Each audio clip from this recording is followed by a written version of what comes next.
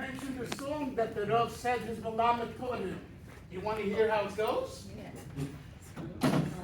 Chaslavich kein Lubavich was darf menaich von Chaslavich kein Lubavich was sagt menaich.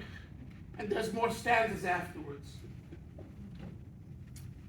The reason for that song, Eli, Chaslavich is a suburb of Minsk.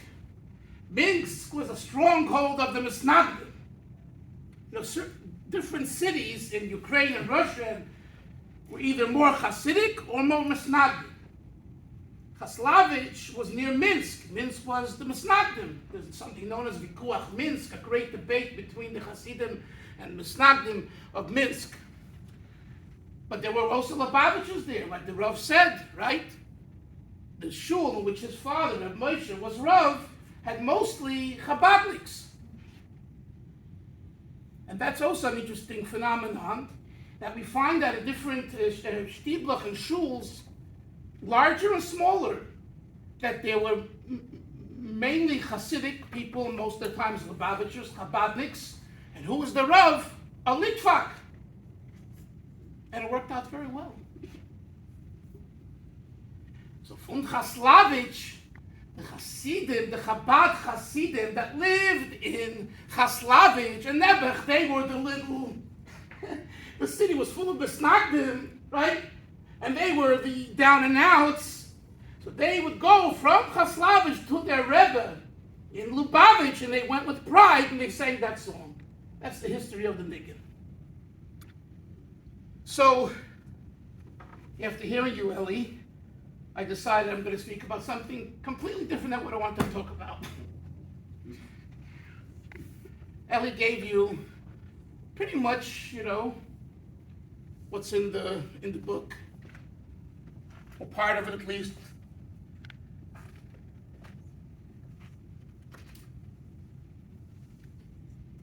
The Rav had a great sense of humor.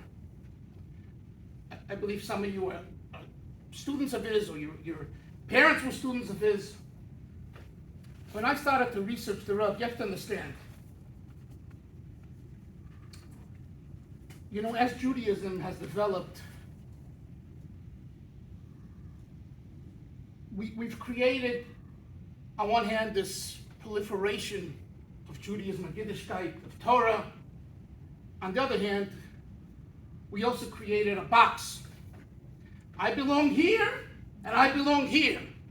I'm Hasidic, I'm modern Orthodox, I am centrist Orthodox. Everyone puts himself into a box.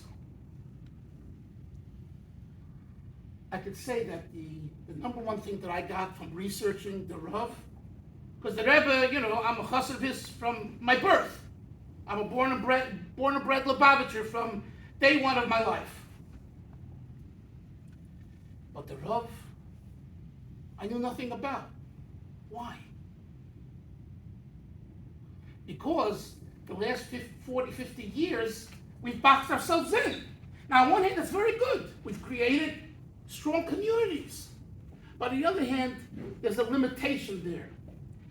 So when I studied the Rav, or when I studied this man who you heard about, Shlomo Carlebach, which I spoke about here about 15, 20 years ago on this book, right here, from the same stender in this room, I spoke about Shlomo Carlebach, and guess who was here for that speech?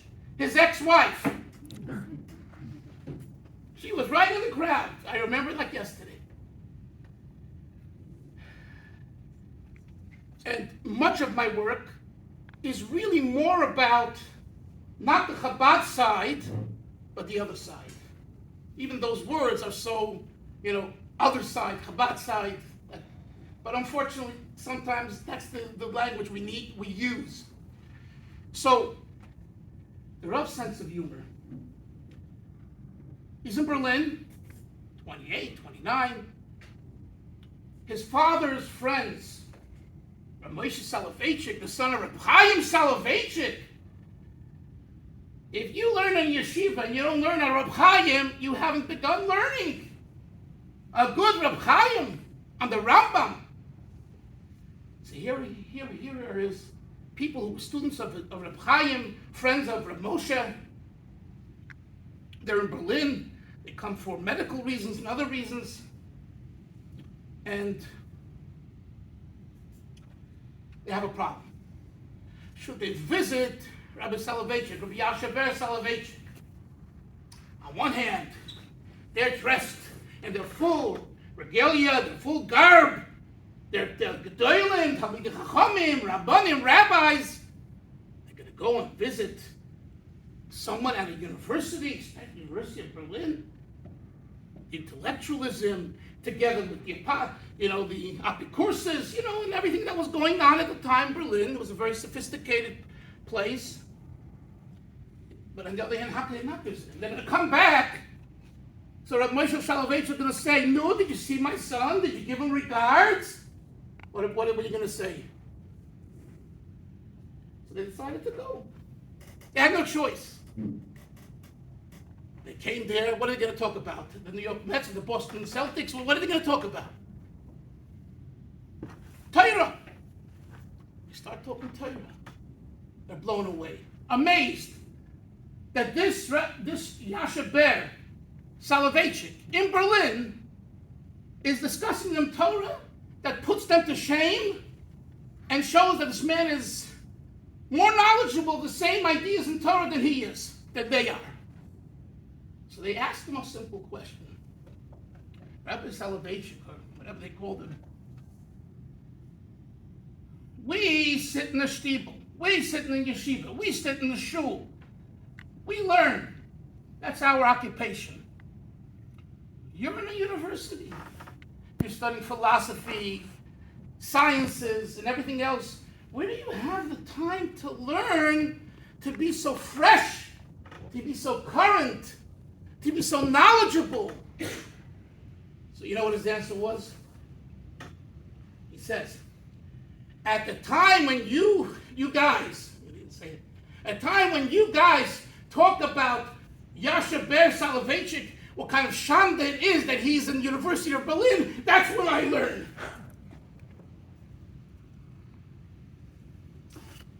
The chokhmah, the wisdom, the smarts, and the truth. The emes, the truth.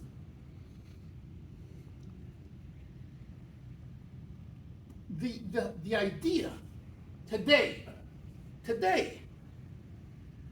of the barriers and the walls between the Jewish people. Let's talk about the Orthodox community. Is Baruch Hashem diminished?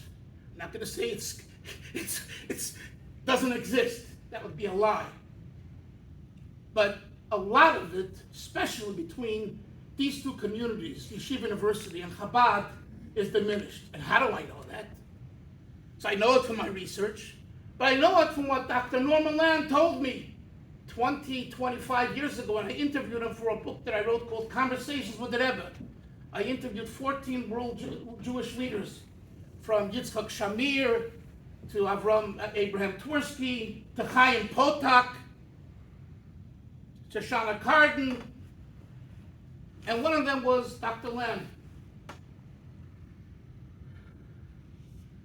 So I remember one of the first things he said to me was, we and Chabad, this is what he said, we and Chabad are the closest to each other. That's what he said to me about 25 years ago. Looking back at it now, at that time I thought, okay, I'm much younger than him, and he's the president of Yeshiva University with everything that comes along with it. And he wants to make conversation. He wants to make this young man, this Lubavitcher, feel good. So he says, we and Chabad are, the closest to each other. But looking back at it now, it's emes. Why is it emes? Because the two leaders of Chabad and Yeshiva, the Rav, they were good with each other. They understood each other. Even though each one put an emphasis, a dagesh, on something else, but in Yiddish we say, sie haben sich verstanden. Those that know Yiddish. Sie haben sich verstanden. They understood themselves, so they related. They related. And that's what we have to focus on. That the world of yeshiva and the world of Lubavitch, of Chabad, can truly relate not only, by putting on tefillin or, supporting Eretz Yisrael. Those are gewaltige Sachen. Those are gewaltige great things. But philosophically, as Eli pointed out some points, philosophically there's a kesher, there's a connection. But can I get a little more water, please? Here's my cup. To appreciate that, you need to study. You need to learn. You need to read. And at this time, I want to say that really, Eli is very modest. The book would have never come out this way if not for Dr. Racklin. I'm very serious. His scholarship, his understanding, his questioning, his challenging, and of course his superb writing created this. And I'm not saying this to push his horn, even though everyone needs a good push once in a while. But the emes, and that's another point. He stands up here, right? Who is this man? He's not a Lubavitcher. He maybe tasted a little of YU, but he's not a YU either. What is he? He's a Yid. He's a Yid that wants to know. So if you want to know the description of what color shirt you wear, or what color tie, what yarmulke, and all of that is insignificant. It really is shallow. It's so shallow. The Rav, do you know that when he came to that Fabrengen, 1980, I was there. 1980, he came to honor the Rebbe for his 30 years of leadership, right? He didn't have a black hat. He didn't own a black hat. But he knew that he comes into a Lubavitcher Rebbe with a Fabrengen, he's going to see these Hasidim with their black frocks and black hats, and he's going to wear a straw hat, a gray hat. It's a pasnit. It's not befitting. It's a shame. It's not nice. So he asked his driver, could you get me quickly a hat? He found some hat and he put on the hat. Yeah, there was a time and a place.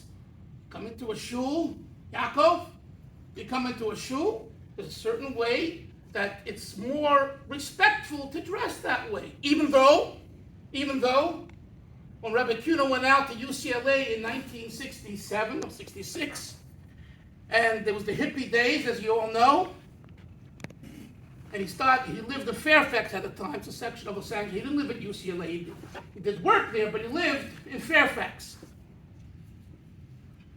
It was hunky town. It was Hungarian survivors. Excuse the expression. No put down to the Hungarians. The Polacks and the Russians have their shtick too, trust me. So he comes in with these hippies. Lined hair, long hair, torn pants, smells from them. And Shabbos, he doesn't have his own shul, so he goes into the local shuls where the Hungarians davened. They freaked out. They went crazy. Areisvendu, which means get out of here. Rabbi Kuna says, they're Jews. I'm bringing them to Hashem. I'm trying to get them to clean themselves up and become mentioned, and he couldn't fathom it. So he had to move over to Fairfax, to UCLA, to Westwood, open his own Chabad House, the first Chabad House in the world on Gailey Avenue, 741 Gailey Avenue. The point being, we say another expression in Yiddish. I'm first a Yiddish speaker. Vu'ain and vu'ois. You know, that means vu'ain and vu'ois. You have to know what the context is, what the situation is. And sometimes it's not appropriate to come to a shul in a way that's disrespectful with your dress. And other times, it's be happy there in shul. We have this today, my dear friends. You all know this. personal story, Motzei Shabbos, Saturday night. I have most of the girls, Baruch Hashem. They come down, they put on their weekday clothing, they're going out, they're going to the pizza store. I said, it's Malava Malka. Shabbos, you finish the Shabbos queen. And you accompany the queen. Imagine the queen is walking, and you're walking like a weekday person. It's not appropriate. And we had arguments and battles. We compromised. Okay, not Shabbos clothing, but not complete weekday clothing. Something in between. So, vu'ayin and vu'ais. You have to know, if you make a fight, what the result of that fight will be. The Rav did not make a fight, and the Rebbe didn't make a fight. If you look at their lives, and this you have to really read the book and read it thoroughly, carefully, and on one hand, they were so, we say, they were so above the average person, not just in their intellect, in their behavior, in their character, but at the same time, they were human beings. But they understood, having gone through 1902, the Rebbe was born in 1903, entire almost 90 years, saw world wars, saw starvation, saw illnesses, personal tragedies in their life, and they come to America, and they build a yeshiva university, a Chabad Lubavitch movement. How can that be done? Because they didn't make fights. They let things go. And they just did something that many others did not do, and that is they had opponents. Everyone knows they had opponents. Both the Rav had opponents and the Rebbe had opponents. And I could talk about that for a long time, but I'm not going to because we don't have the time. But they went further. They saw the goal. They saw the end result, the vision. And they said, it's that vision that we have to get to. The fact that darts and arrows are being shot at us from all sides. And I don't mean to be political, but in a sense we have the same thing today in Eretz Yisrael. Right now, as we're talking here, we have to ask Hashem to send a bracha of complete healing to all those that were injured and to have safety, and our enemies should be destroyed. Amen. So, you got to do what you have to do. You have to look at the mission. They're shooting at you. They want to hurt you. That's their problem. We're going to go to the mission. The Rav believed wholeheartedly in his mahalach, in his derech. I spoke to the Rav. He was a rabbi, and then he moved to Deerfield Beach. He writes in the Jewish press. I forget his name now. Rabbi Ziegler. So when I interviewed him for my first book, I said to him, it's such a shame that the Olam Torah, the right wing, the Orthodox, the yeshiva world doesn't accept the Rav. You know what he said to me when I said that? He said he did it to himself. And he is an ardent student of the Rav. He said he did it to himself. He made a choice, and it's true. He made a choice in 1944, 45, 46 to go with Mizrahi versus Aguda. He dropped Aguda. He was an Agudist first. And he explained himself, I think in Bikashta Misham, in one of the essays. He explained himself why. And he was proud of it. He didn't back down because others were telling him, Rabbi Soloveitchik, you're the grandson of Rabbi Chaim Soloveitchik. Rabbi Chaim was so against the Zionists. Rabbi Chaim was against this. Rabbi Chaim was against this. How can you go with the Mizrahi? He didn't. Because he believed that the Shita that he came to was the right Shita, the right approach. He didn't put down other Shitos. You don't find that the Rav poo-pooed the other approaches, generally speaking. And the Rebbe was the same way. The Rebbe was the first Lubavitch Rebbe to wear a hat, a bent-down hat. And this is like, the Hasidim, this is a Rebbe. The Rebbe gave dollars to women. A rabbi gives dollars to women? It's a pasnik. Right?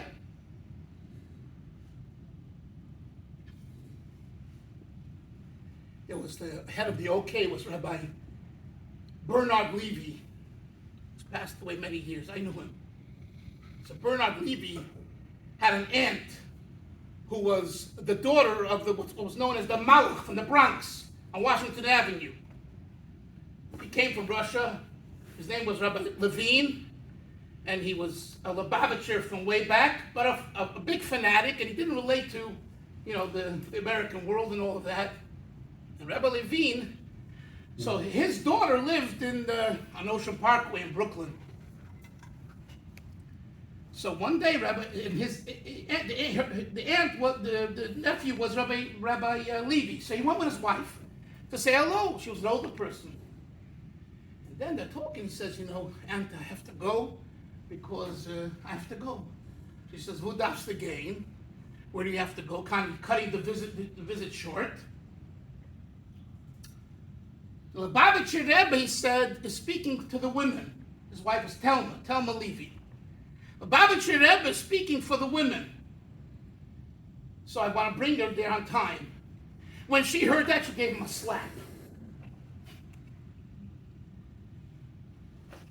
A Rebbe speaks to women? This is a Rebbe? The Rebbe in 1976 introduces at Stern College the formal, deep learning of Gemara to girls. The whole world went crazy. And to show that he means business, he came to give the shear. It's not like he pointed the other rabbis to. He came to give the first shear because he believed in what he's doing. He didn't need anyone to support him. So when we talk about our communities, it's the right time to unite in a way that we emulate these two great people, the Rav and the Rebbe. And this is why Rabbi Rekefet, maybe Well, and myself have been talking for years about having yeshiva have a full accredited course in Hasidism. It doesn't have to be Chabad Hasidism. It can be Kotsk. But Hasidut. Baruch Hashem, before COVID, several years before, Rabbi Moshe Weinberger was eingezunt, started that, and it was a tremendous success. COVID came, it stopped, it never has continued since in a formal way. So anyone here, I don't know who I'm talking to, but anyone here who's connected, this is something that, it's not coming from me, it's coming from Rabbi Rekefet. But I'm with him on it. It's not about becoming a Lubavitcher. It's not about becoming a chassid. You think Eli Racklin is the Mr. Lubavitch? At least not yet. One parent film. Right? It's not, you want to be a Lubavitcher? Fine. You want to be a chassid? Great. There was a famous chassid who was in Lakewood. He was bringing sukkahs. He turns to 150 people in the room, Lakewood, the starke learners of Lakewood, strong learners. And he says, do you think I'm talking here and I want you guys to come to 770 to become Lubavitchers? He said, stay put, we have enough. He didn't add one word, we have enough from Shagoya. No. Chas v'sholom. We have enough of our own. We have enough of our own. But he said, if you want to see a Jew who's a Yireh Shamayim and really believes, come see the Lubavitcher Rebbe. If you really want to see such a Jew who really believes, really, come to 770 and take a look. So we have to change the way we think. We're pretty much, most of us older, except Yaakov here, still a real young man. The message is for the youth. And you too. I don't know what's your name? Daniel. The message is really for the youth, our children, our grandchildren, to explore all of Torah, including Hasidism, the ideas, to understand the ideas, Eli alluded to some deep concepts before, you know, and that's one of the reasons why Eli and I have bonded so well, is because we're able to talk deep Hasidus too. Halacha, Gemara, deep Hasidus, philosophy, and practical life. So that's one message I leave with you. The other message is another message, not pertaining to the book, but actually pertaining to this type of a book. And my message here is to the older people in particular. You gotta write down your story. You have an obligation to yourself and your family to write your story or get someone to write it for you. And everyone has a story. There's no such a thing that there's a person that doesn't have a story. Will your great-grandchildren know about your story? You know, I have a son-in-law who a book just came out about his grandfather. I would never have dreamt that he would take the time to read it. He's reading it and telling me, oh, he says, wow. I didn't want to tell him, but many things I know because I'm a historian, I researched, and I knew your grandfather. And this young 24-year-old is finding out about his grandfather through a book. So please, this is a message for each and every one of you, really. So many people return to Hashem without their story being told. Forgotten. Mamish forgotten. It's a crime, it's a sin, it's wrong. I know I sound very dogmatic because I really believe in this. I really believe. So when I wrote the book on Shlomo Carlebach, I researched his whole family. I wrote a book just a few years ago on my father. He's a survivor from Romania. May be well. Who's going to know his story? The kids, we know some of it. So do yourself a favor. Write your story. Have someone write it for you. At least record it. One of the things I do is called family oral history. Family oral history. And I don't mean just, talking about hours of conversation in interview style on camera. They have it. Families have it. You want to make it into the book, it's another step. But I'm saying you have it. The Rav, I think you told me your relationship from Boston, the Salvation was very private people.